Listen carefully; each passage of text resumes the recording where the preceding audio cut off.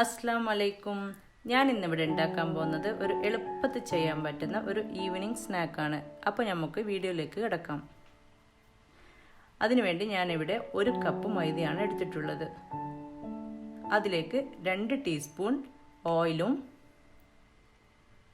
ആവശ്യത്തിനുള്ള ഉപ്പും കൂടെ ചേർത്ത് നന്നായി കുഴച്ചു കൊടുക്കാം. ഇതുപോലെ കുറച്ചായി വെള്ളം ചേർത്ത് നന്നായി കുഴച്ചു കൊടുക്കാം.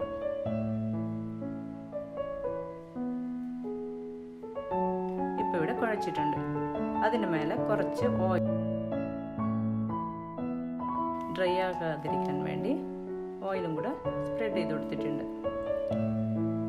ഇനി അത് നമുക്ക് 1 മണിക്കൂറേക്ക് അടച്ച് മാറ്റി വെക്കാം.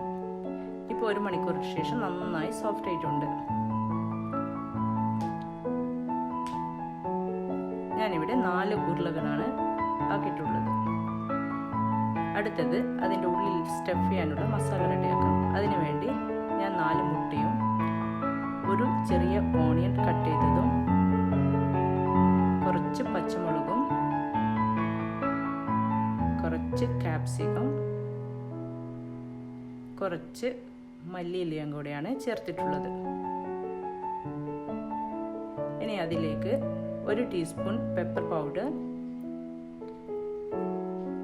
1/2 ടീസ്പൂൺ ഗരം മസാല,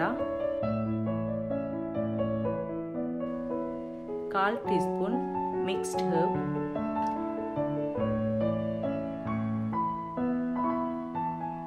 ആവശ്യത്തിനുള്ള ഉപ്പും കൂടെ ചേർത്ത് നന്നായി മിക്സ് ചെയ്ത് കൊടുക്കാം. ഇപ്പോൾ ഇവിടെ നന്നായി മിക്സ് ചെയ്ത് കൊടുത്തിട്ടുണ്ട്.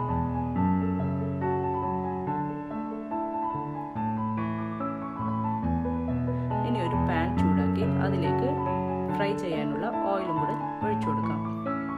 ഇനി ഇവിടെ ചപ്പാത്തി പോലെ പരത്തിയ മാവിലേക്ക് മിക്സ് ചെയ്ത മുട്ടയും കൂടെ അത് നടുവിൽ ഒഴിച്ചു കൊടുത്ത് നമുക്കതിനെ ഒരു സ്ക്വയർ ഷേപ്പിൽ മടക്കി കൊടുക്കാം. ഇനി ചൂടായ എണ്ണയിലേക്ക് അതിട്ട് ഫ്രൈ ചെയ്ത് എടുക്കാം.